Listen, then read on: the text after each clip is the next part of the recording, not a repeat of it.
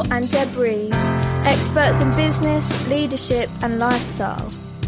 Skilling yourself to a successful you. Emotions are your value, and your value is your business. UK Health Radio. Boom, we're in and we're up and running, and come on, do we have another show for you guys? Well, this week we are chancing the airwaves because I am out and about in my office camper van. I've been out for the last couple of days resetting my mind and soul for sure. I needed it. I just couldn't do any more of the office space. I was feeling so cabin fevered up. It was awful. So I said to Deb, I need a go, love. She said, pack and get out there, Paul. Get out of my frigging hair. And she got lots of it. Do you know what I mean? Compared to anything is lots compared to me, guys. Do you know what I mean? But yeah, so out I went. I've been, as I say, traveling. I've got my mountain bike on the back, and I am in the middle of nowhere. So it depends on how good the airwaves are, whether we'll have a little disruption maybe in the show or not. With our guest, who is virtually the other side of the country somewhere. I don't know where. I'll find out in the next couple of minutes. But I'm hugely excited about what we have on here today. It's very close to my heart because of this person's, specialism, subject matter, call it what you wish. But here's the thing. It's something now, it's a subject that is dearly needed, and we have a responsibility as a human race to make sure that these subjects are well understood, looked after, and embraced as opportunities of success in our society. Because do you know what? Because I don't believe if I wasn't this type of person, then I know I wouldn't be as good as what I am now, because we just think differently. And what am I talking about here? Dyslexia, autism, being autistic, thinking differently, having a different way of how you process your thought compared to what is the expected range of think. But we're going to deep dive into that when we bring this beautiful man in. But as I say, my week has been pretty cool. You know me, lifestyle freedom. This is why I'm here. This is why I run a business. And that is what's important, is that you can make that decision to say, guess what? I'm going to move a few clients. Nobody's going to lose anything. They're going to gain more from me because I'm out and about. I need to reset. I need to reboot because I found that my thinking was starting to deteriorate. My emotions were starting to deteriorate, and that's the truth of it. I was feeling overwhelmed. And that's my fault also, guys, because I do like to take more on than I can handle. Unless my mouth is full and I'm taking another bite, I'm not generally happy. But sometimes then you can choke on your own food, like you can choke on your own thoughts. And that's exactly where I was. And see this about yourself. See the importance of saying, okay, I'm going to take time out. I'm going to get myself somewhere where I can reset. And, when you do that, of course, your life currency then evolves and grows, and you come back to that organic part of you. And that's why I'm out and about this week. And if I could share with you the inside of my van, which doesn't look pretty clever, because trust me, I've been here for a couple of days. So there's man stuff hanging around everywhere there shouldn't be. And, these kind of things happen. It's turned into a bit of a man cave for sure. But so it's inevitable, though. Who isn't with me, of course, is my dear wife, Deb.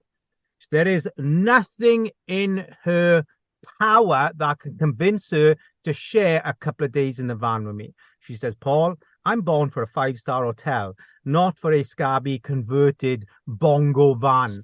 So come on, Deb. No, she won't have it. Absolutely not. But what is great is that she's looking forward to me coming home. I mean, that's a bonus in itself, I say, listeners. Do you know what I mean?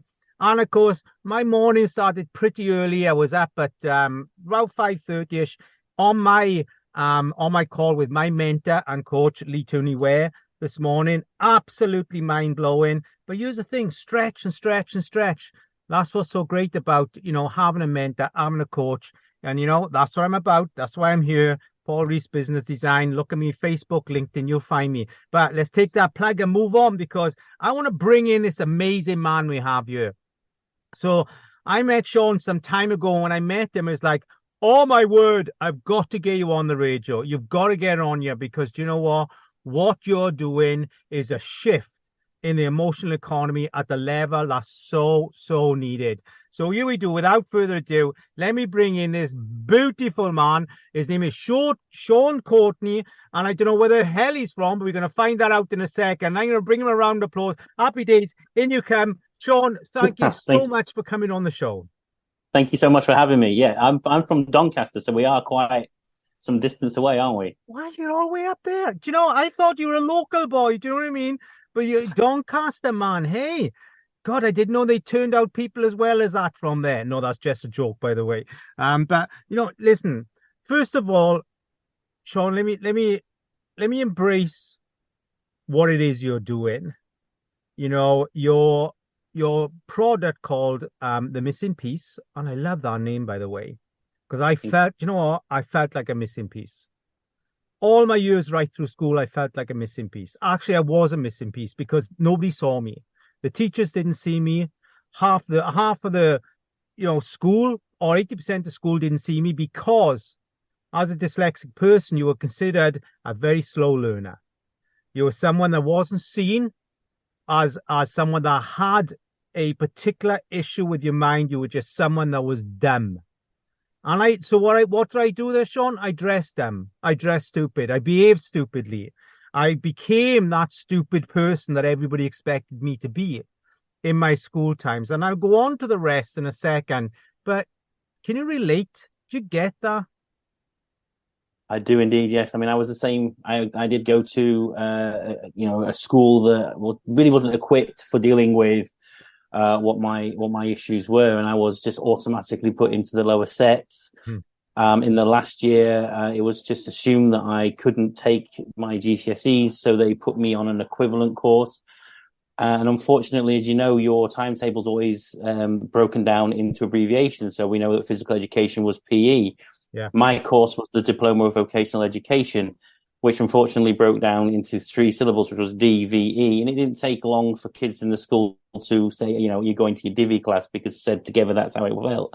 Yeah. And again, people in my class decided that, they might as well just be the way that people are, assuming them to be. So, yeah, I really sort of didn't have the support, didn't have the guidance. And I wasn't in any way, shape or form stupid or not academic. It was just more that I learned in a different way.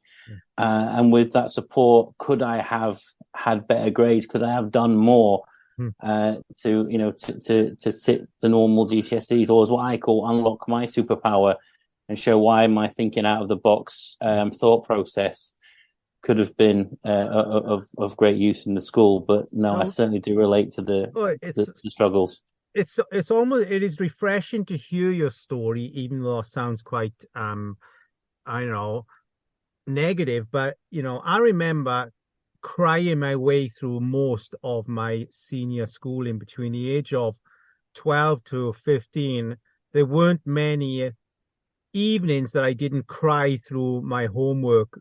And my parents just didn't have themselves. They didn't have the confidence to help me, because they weren't very educated either. So, it was brutal. And then the second year in the old money comprehensive, the second year comp, then I'm not sure what that is in the new money now. But then I was put into a singular slow learning class, and that's what I spent the next sort of 3 years, where we were in what was the special class that we stayed in all year. We didn't go through the regular curriculum. And it was at that point that his name was Mr. Gwyneth Davis. I'm going to say one of the most special teachers I've ever met. And he saved my life. If it wasn't for him, I wouldn't be here, because he understood the importance of teaching differently to people learning differently. And there was only about 10 of us in that class. So the school realized there was something wrong with these individuals. I don't know whether it's because behavior, or whether it's because, we were still putting letters back to front and all these things. But yeah, Edith, that's when the realization was I was different, but I still didn't know what kind of different. It felt very painful. It was only that the person in my class was one of the hardest boys in the school. is why our queue waiting to go into our morning class never had any bother. Is because Nicholas Hardman, he was the hardest man in the school, but yet he was in the class with me. So that's why we had no bother. But if it wasn't for him, then I know our queue of 10 students waiting to go into our morning assembly class would have had a hard time. But we had it out then, of course, in the playground. We do, and I feel the same way. I had the same sort of struggles. It's you know, the group of people that we were in had this, and we had sort of the, you know, my colleague who my friend that was there, he was also quite the hard man in the school as well, which sort of saved us from having too much jab. But it was frustrating getting my homework sheet at home and not quite understanding it, but then finding ways of getting around it. But it was very difficult to get that support. So, Sean, was it, because we're going to come into your business and into your product as we work through the show, but was it the school experience that you experienced is what created the, you know, the masterpiece of what is your business now, and the missing piece product that specializes in, you know, to work with autistic and dyslexic children, or I'm going to say people, let's not just make it children, people, you know, was it that experience, feeling lost within that environment? It was, yeah. It was silly little things that sort of made me angry at school. And obviously, I know from now, not then, that dyslexia isn't just, you know, based on just reading and writing. That there are many different things that it causes, which is multitasking, concentration, for instance, can all play a part in, you know, hurting your dyslexia, or also helping with your, you know, kind of your learning experience. But I had a great teacher as well, and my teacher that I spoke to was a lady called Mrs. Newton. And when I showed her about what was going on with this sort of DVE thing that she put on there, and I asked, is there any chance we could just change it to either you know, business studies or something different for the next group of people that come up? She took that away to the board, and that got changed. Now, I'm told, and I don't know, I was told that that's what happened, and there wasn't as much of an issue moving forward, because there wasn't that way of getting to us and calling us, like, you know, the DV and the kind of the Divi group. But it just made me realize that there are differences that can be done in order to kind of give me what I need. And then I started to just break down the homework and put lines in it, and what was just a bit of fluff, and what was important, and what I needed to understand and play around with it myself. And that sort of worked for me. Wow. And, you know, I'm going to jump right forward to present day and then go back. You know, now we have some amazing success stories, Richard Branson, Churchill, you know, and there's lots of AA celebrities out there, or A-list celebrities, that also come forward with, you know, what is, you know, sharing their autistic understandings and their dyslexia ways. And let's just say that, you know, now we see in that actually it's not a dumb disease or a dumb mind. It's very different. And do you feel that is now tearing down into, you know, success stories of young people coming through school that, you know, have been labeled? And I find that hard also, is that we get labeled instead of it actually being, you know, a natural way of being. You know, why do we have to be labeled with dyslexic instead of, no, he's not dyslexic, he just has a different process of thought? You know, 100%. 100%. I mean, we accept that there are, like, kind of 4 ways of learning. We go into coaching sessions quite a lot, and, you know, there's sort of the person that likes to read something, the guy that wants to get just in and do it, etc. We accept that they're those sort of learning curves. But we do tend to label people with neurodiversity, and I think it is more misunderstanding and misguidance that stops people from, you know, giving us chances and giving us opportunities. You know, and I found that out when I started my working life, when I started working in call centers. And I was quite honest with the fact that I thought I had dyslexia. I wasn't diagnosed at that time. I was 25 when I finally got diagnosed. And gave the reasons for why I thought I was dyslexia. And yeah, obviously the information that they gave me to do, the tasks they gave me to do, the stuff that needed me to read, it didn't work. I was failing audits. I was getting to the point where I was in disciplinaries and looking at being let go. And it was only, again, a really amazing gentleman that worked at one of the call centers, a gentleman called Mark Haddo, who says, well, let's get this sorted. And we're a big company. Let's go and see if he's dyslexic. And if he's dyslexic, then maybe there's something we need to do before we let this guy go. And they actually paid for me to go and have my dyslexia sort of test done. And obviously, as I suspected I got my little orange folder. And that's when I started to rewrite my own scripts and do them for me and break them down and what was important and what wasn't important and what needed to be said. But more importantly, when I needed to pause and allow somebody else to speak, because how my mind works is, in order to make sure I've said everything, carry on, know when to pause. So I'd go through the whole script at one point and forget that I asked a question. And then had to go back and say, actually, yeah, sorry, what was the registration of the vehicle? Now, here's the thing. We go back to your product, The Missing Piece. And again, I love that. And, it builds bespoke documentations and solutions for dyslexics, autistic, and low self-esteem individuals, in work and everyday life. So you are specialist in what you're doing to work with those individuals, because, dyslexia has many fingerprints, not just the one. And, autism, again, many fingerprints, not just the one, because it's an emotional fingerprint, not a physical fingerprint.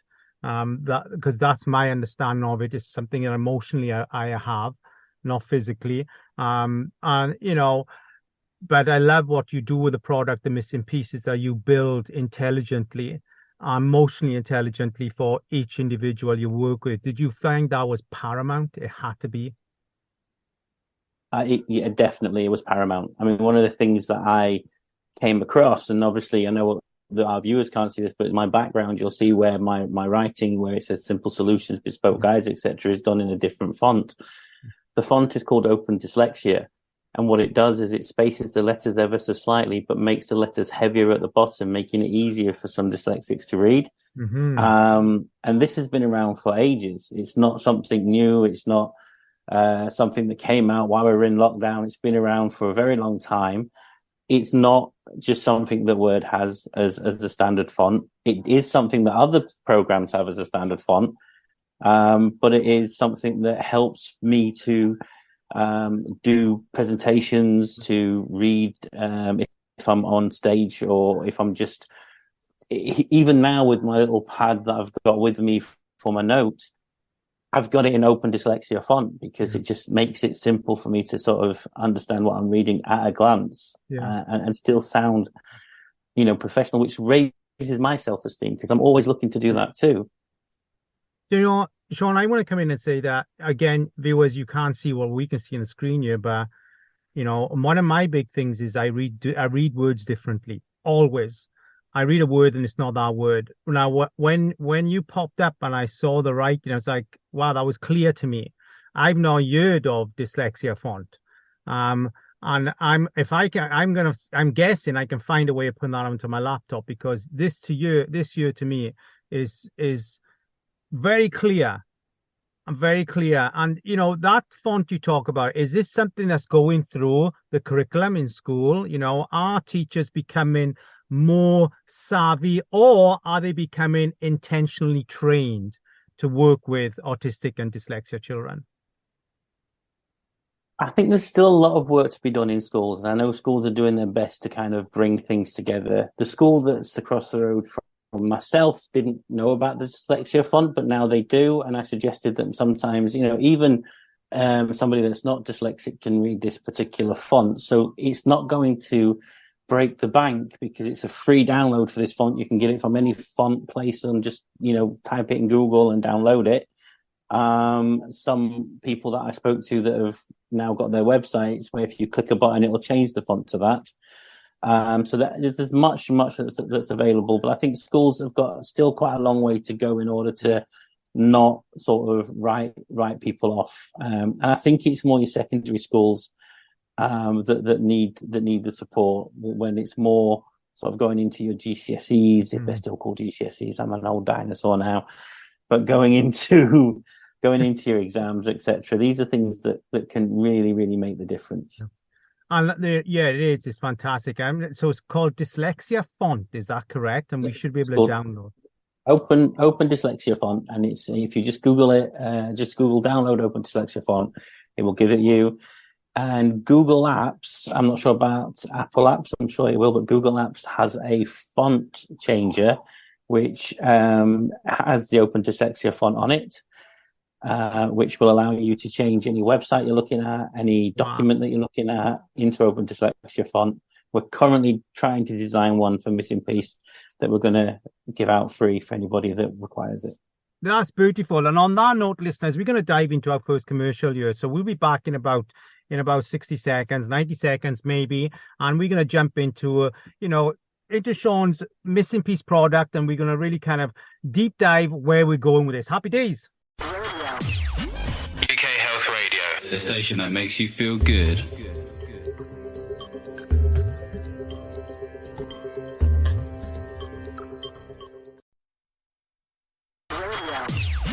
UK Health Radio, the station that makes you feel good.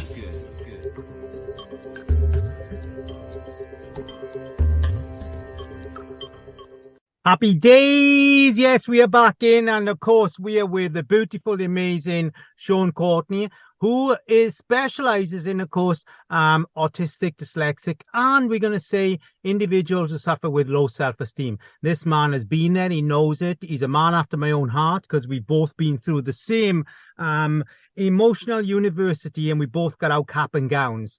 That's for sure. But what we are here to really bring forward today is this masterpiece of his Missing Piece product that Sean has built, from the true understanding of what dyslexia and being autistic is. So let's talk about this Missing Piece product. So what does this look like?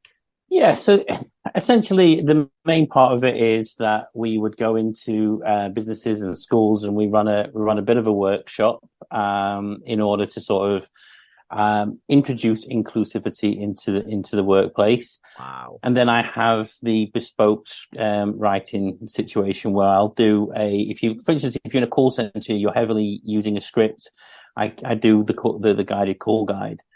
And I guess the easiest way to explain what the guided call guide is if you can imagine understanding exactly how the call is going to go from start to finish, before you even pick up the phone. It's like a Back to the Future moment, especially for sort of people that are in supported living. The guided call guide I've started to write for people that just need to order a pizza, or deal with a call with the council, or deal with a call with ordering their prescription.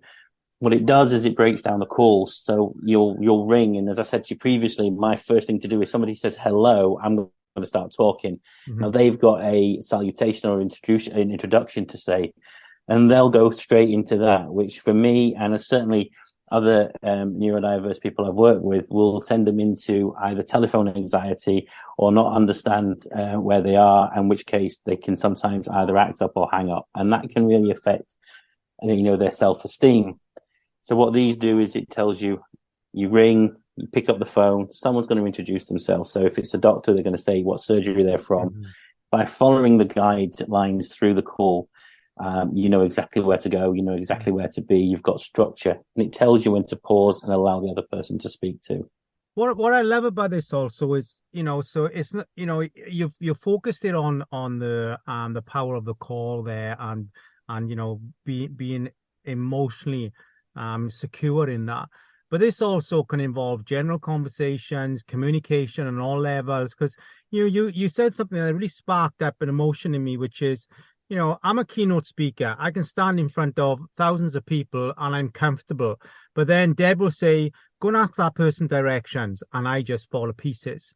I can't do it. Or Deb may say, can you phone so and so to? I can't do that either.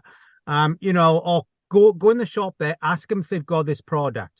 Or ask the staff there if they got this product. I cannot do that, but yet I'm okay talking in front of like a couple of thousand people, or or doing a YouTube or doing a podcast. But those simple things, those life things, I cannot do, and it scares the hell out of me, Sean. It does, yeah, it does me as well. Even sort of talking to people myself, I find it very difficult to do the same sort of thing. I was talking to a business owner previously, and after speaking to I've got a coach and a mentor. Everybody needs a coach and a mentor, to be fair. And we're talking about what neurodiversity is. Well, neurodiversity is a complex issue for many reasons, and we know that business owners they give somebody now a job on sort of face value. And the difficult with sort of neurodiversity is just like going into the shop for us and asking for, this products, etc. The difficult is that people find it difficult to talk about their issues. If they say they've got this, will they get the job? Will they automatically be kind of, struck off? It could be something that's undiagnosed. They might put, no, I don't have dyslexia because I've never been to the doctors and been told I have. But it doesn't mean, as I said to this one person, it doesn't mean that they are the wrong person for the job. And this is where my company comes into place, because I've quite simply said it just simply means that there's a missing piece. Yeah. And that is inclusivity. That is making sure that we're sort of working together to sort of identify what the issue is, educate the individual, the team, and the management team, come up with some good systems and resources, make sure that we're having open conversations, and then we can sort of evaluate. And the best part of it for me is scaling that person up and making sure that person is getting the progress and the promotions and really shining out what they are and what they're about. This is amazing. Let me just come into that also. I don't know the numbers as such, but what do you think is the percentage of autistic or dyslexic employees on average in any business? When it comes to dyslexic, I would easily say there's like sort of 1 in 10. In my opinion, 1 in 5 people are on the sort of, are sort of on the neurodiverse scale. So if you look at a business that I worked for previously, that had 1,000 people in that particular call center at one time, 1 in 10 is a lot of people. That rather struggled, called in sick because they couldn't face doing the phone anymore, but didn't want to talk to the manager because they didn't feel that the manager were going to listen, failed and ended up going to disciplinary, and went through that sort of what I call realization that makes them feel that they are, when they were back at school, they are stupid. It is them. They can't do simple tasks. And how many companies out there do we think, as a guess, actually realize that they are losing a huge percentage of efficiency before that employees got out of bed because of dyslexic stress? I'm going to put it in that way because it's not recognized, it's not understood. I wonder how many of our employees are at that place. And effectively, once you understand I'm going to say it's the power of dyslexia, you realize that once you got that in place, the power of think and the power to do and the power of growth for that individual is massive once they are believed in. So let's come 100%. Back to the beginning of the question, sorry, which is, how many employees are actually serious about getting the most out of the power of dyslexia in business? I would say I don't think there's. I think really everybody has good intentions. It's the silly little things that sort of need to be done that doesn't really make any sort of cost effectiveness. For instance, if you've got somebody that suffers with autism, sometimes they will suffer greatly with social anxiety. Letting that person start 15 minutes early and leave 15 minutes early takes that away.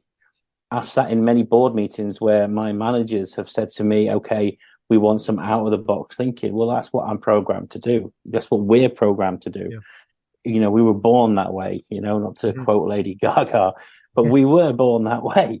That's what we do. But we spoke previously before this, and like we said, you are getting 40% less of the productivity you get from a neurodiverse person because you continuously try to put them in a process and a box instead of working with them and understanding them and then allowing them to work on your processes. I think, unfortunately, most businesses that tick a tick box process with, okay, well, we've done this, it's disciplinary, they're gone. And 9 times out of 10, disciplinary is down to sickness or just basically these people leaving the business. I was lucky enough. Sean, you were missing piece product is a guaranteed return on investment. This is how I'm seeing it. You know, you going into businesses, I mean, schools, it should be a given anyway, and colleges, universities, because it's going to increase the productivity of outcome, you know, for expectation in the academic world. But in a business, you're a guaranteed return on investment. One, because the invisibility of what, you know, dyslexia still is and how it's camouflaged or forced into a camouflage. And there's such then as it creates a high traffic or employee turnover, where effectively you can get, as I say, you think outside of the box. That's what we do. Listen, I'm a business designer and extreme niche expert. That's what I do for people all over the world. Up until the point I did that, you know, I was the dropout in school. Now I go in and I coach multi-million-pound mindsets to become richer in themselves, richer in life, extremely richer in business. That's what I do for a living. And when I go and speak in front of groups of people, leaders, CEO suites, the first thing I'll say is, you will climatize to my spelling or you're not open-minded enough. That's how I start my meetings. And they will sit there. And I've met many people that are extremely certified in the academic world, Sean, and can't string together an A, B, or C either, but are amazing minds. That's, you know, and that's been my realization is we're not dumb at all. I'm not a dumb person. You know, my mentor and coach is far more dyslexic than what I am. And people flock to him because he has one of the greatest mindsets in the world, may I add, in the world. And why I'm saying this to anybody who's listened to this and they feel inferior because they feel they're autistic or dyslexic, tune into Lee Tooney Ware. Lee Tooney Ware, an amazing, amazing philosopher in life. But coming back to this beautiful person in front of me, Sean Courtney, and the missing piece product. This is an absolute essential. How do we get hold of you? What's your contact details, my friend?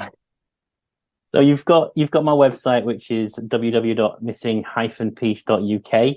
From the website, you can follow me on both LinkedIn and my Facebook page. And to contact me on the phone, it's just 074 73 236642, and I'm happy to speak to anybody at any time. Happy days. And we will be pushing out these contact details at least another time before the end of the show for sure. We'll probably get it out 3 times because I really want everybody to reach out to this person, whether you feel you are or not in the spectrum. If you run a business, you have people in there, or you're a one-man band, you need to be speaking to this man, because trust me, everybody has something running through their veins that we don't emotionally see, but we wonder why the hell is we don't fit in. That's where we are. And coming back, you know, now you have some hobbies I want to mention, okay? And the reason being is because we have some similarities here, okay? You say you run a paranormal podcast called From Dusk Till Dawn. Now, I do. A paranormal podcast. Now, listen. Now, I was a professional medium for many years, and I worked all over the world with it. I also did a lot of paranormal events myself, and ran them and organized them. It's such you have to be very open-minded, you know, to appreciate this kind of podcast subject matter. What got you in there, man? Well, weirdly, I was 8-year-old. I was sleeping in my bed. I genuinely thought I saw somebody in my room, and I used to run and wake my mum and dad up. My dad, being the broad cockney he was, used to tell me that the only thing that was going to be under my bed if I carry on waking him up was me. But luckily, my mum being the wonderful lady she was, decided to give me a placebo effect, which was the Ghostbuster toys. Yeah. And just to quickly mention that Dan Aykroyd is Asperger's, and his love for the paranormal come from being there and having like a keen interest in something which is linked to things that are all neurodiverse. But it didn't make me scared. Instead, I had this thing that I thought was going to protect me because Mom said it were going to, and my mom weren't going to lie to me, right? Yeah. So I started reading books about vampires, ghosts, demons, and everything else. It just grew from there. And the next thing I know, I'm doing a paranormal investigation, ringing my mum up and my dad up saying I'm staying at my mate's house, my mate doing the same. And we're stuck in a really dingy warehouse doing a paranormal investigation. Now, we can't say that we did, but we thought we heard something. So we ran right into the arms of the security guard who dropped us off home. I mean, I'm very fortunate. I've sat in some amazing, opportunities, ectoplasm, and all these kinds of things. I've been very fortunate in what I've experienced over the years. But it's not for everybody. But what it did was it really opened my mind to being open-minded. It's fab. But hey, let's keep moving on. Now, you've won 2 RBS Chief Executive Awards. What are they, man? So when I worked for Direct Line, that was one of the first businesses where I came across some team leaders that were sort of concerned about whether or not I would be just swimming into deeper water, wanting to progress as a team leader. So I put myself out there and did some sort of work on my own. Spoke to a great mentor there called Mark Haddow, and he basically brought me to one side and said, "Okay, look, we're going to give you these opportunities." So by doing sort of innovative work with my own call guide, and by doing lots more work with the business, by going above and beyond my role, I was nominated for a Chief Exec Award. And I was told at the time, you're lucky to win one. So, just go have fun. If you don't win one, don't feel too upset. To be nominated is great. So in the 11 years I was there, to win 2 was such an achievement for somebody like me, who was told by one of my first team leaders that I was a risk to the business if she was to put me in a position of power, which gave me a nickname at the place, Rizzle to the Bizzle, which I absolutely love. So I kept that one. I remember in junior school, Mr. Mainwaring, his name was, and he turned and said to me, "You'll go nowhere." And he asked me to come up and read. I was trying to read, it was an English storybook, and I could not understand the word enough because there was a GH in it that didn't make sense. How can the word enough have a GH? Ga. There's a ga. And so I couldn't get in because I couldn't read that word out. He belittled me in front of the whole class. And that is what set back my whole schooling. I think teachers, they need to understand, we remember a few things in life: a bad girlfriend, bad boyfriend, poor parents, and a terrible teacher. Those are the things, or a good teacher. Those are the things we remember. And do you think that now, before we go into our next ad, do you think that there is a better roundedness to teaching when it comes to the understanding of, I know we've touched on this, but we're looking at it in a different way where, our teachers are in themselves becoming more purposeful without training to recognizing dyslexia and the autistic child? I think they are. I do think there's a lot more work that needs to be done. I think it's more sort of looked at in the lower years than it is in the higher years. I think once you get to sort of secondary school, there's a lot of work to be done still. But certainly in the year that my grandson goes to, because I'm that old, they do tend to want to listen and want to help. And with the right guidance, I think it could be such a shift in mindset. Absolutely. So what we're going to do, you listeners, we're going to dive into our second commercial. When we come back, Sean is going to call out his details so you can get hold of this beautiful man and have a call with him. Really deep dive, where you are, how we can come in and help your business. How his talks, because he's a keynote speaker also, how he can come in and talk to your schools, talk to your people, talk to universities, talk to your colleges. We're going to deep dive that and come back after this commercial. So happy days, bear with us and see you around the other side. the station that makes you feel good.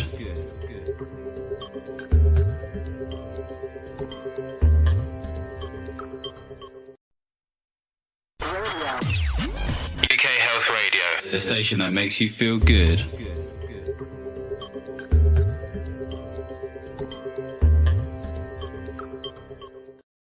Happy days, and we are back in, of course, with the beautiful, the amazing, the open-minded, and the saviour, Sean Courtney. Sean, thank you again for coming on the show. Now, before we go any further, listeners, have you got your pen and paper ready? You've got a couple of seconds. Ready? 1, 2, 3. What is it, Sean? How do we get hold of you? You get through my website, which is www.missing-peace.uk, and you can get to my links on both LinkedIn and Facebook there. And also my telephone number, which is 07473 236642. Happy days. And LinkedIn and Facebook, that is Sean Courtney. So the LinkedIn and Facebook are both Sean Courtney and Missing Peace. So but the link will take you to the Missing Peace ones, and then you can follow through to me.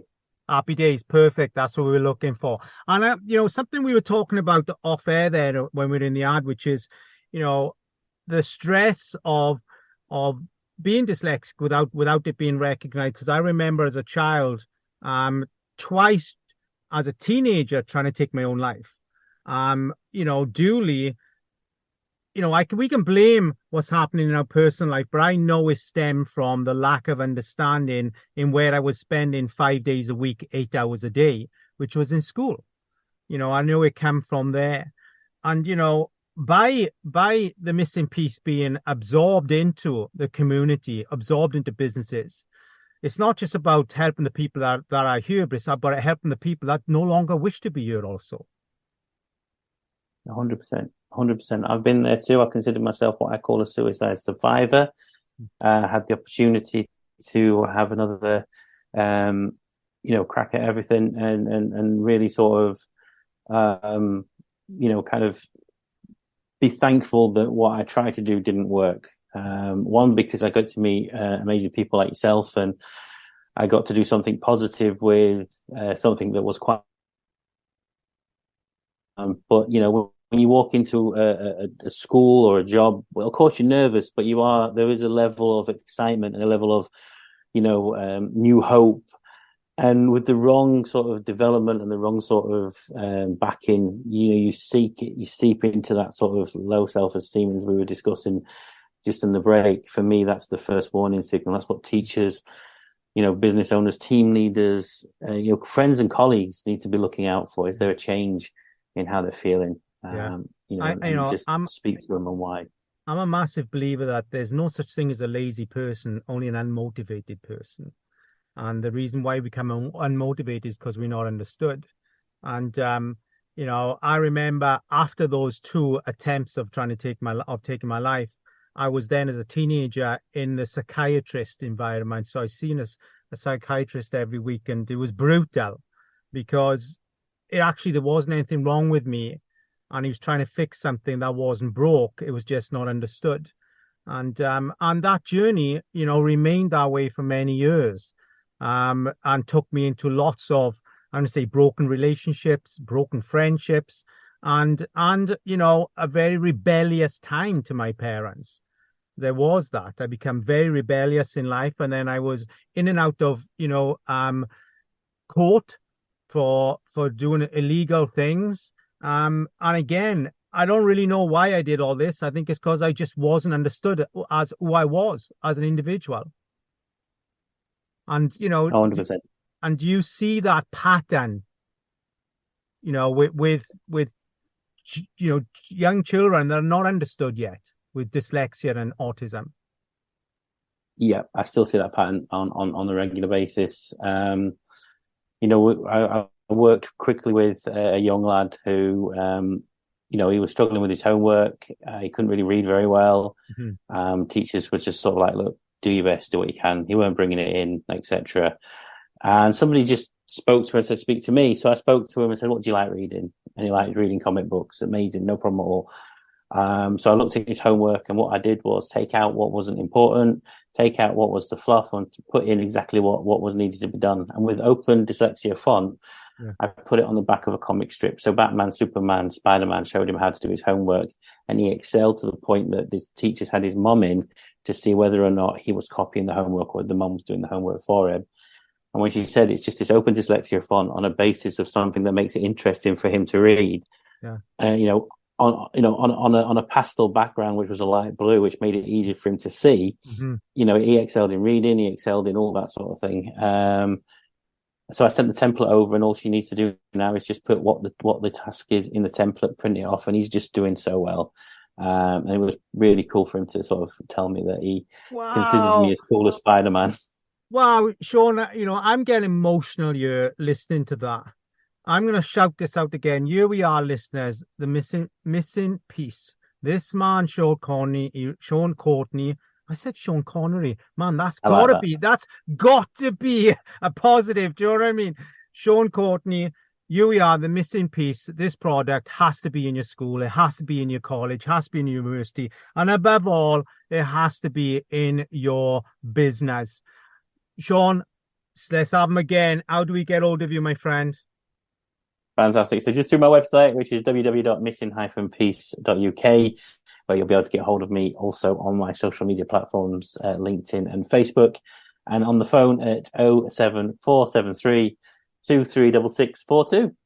It's fantastic. And where do you see yourself going with this now? Because I see behind your course, keynote speaker, structured training, bespoke guides, simple solutions. All this is an amazing package. But at the end of the day, we have, of course, this front runner. We have Sean Courtney, who's going to make the difference. Where do you see yourself now heading to in the next couple of years? I'm hoping to get into helping with the prisoners as well. I know a lot of prisoners are neurodiverse, and again, that could be just based on the experiences that we had at school. I mean, we went one way, some of them go the other way. So just really my goal is to kind of spread the word and hopefully help as many people as I can. If I can help 1% of the UK schools and businesses develop their inclusivity in neurodiversity, and that would be just amazing for me. Wow. Sean, this has been such a beautiful opportunity. I've loved our share here, our deep dive, and I've loved bringing forward the importance of autism and dyslexia in life. Thank you so much. I love you to bits, and I really do. The country, the world should love you to bits. You should be on the 10 o'clock news for sure. Absolutely. You are an amazing person. Please keep driving forward, because here's the thing. You are bursting a bubble made of leather. But that leather was, that bubble made of leather was put there by the people way before we were born. And, but as you keep hitting that pinhead, it's going to eventually break through. And when it does, there's going to be a whole audience, the other side of that, waiting open-armed for Sean Courtney to come in with your product, Missing Piece, and to help bring forward the amazing minds of our country so we can all become uniformed in our emotional selves, become uniformed in our emotional selves. That's what's so beautiful about what you're doing here. Bless you. Thank you for having me on. It's been an absolute pleasure being here, speaking to your beautiful listeners, and getting to see your man van. Yes, I mean my man cave van, absolutely. So, listeners, until this time next week, of course, you have an amazing week. Think about yourselves. Think about the importance of autism and dyslexia. How do you feel you can add value? Where do you feel we need Sean to be in your life? Reach out to him. You've got the contact details here. Until this time next week, you have a beautiful mindset week. Love you to bits, and bye for now, and boom! Emotions are your friends.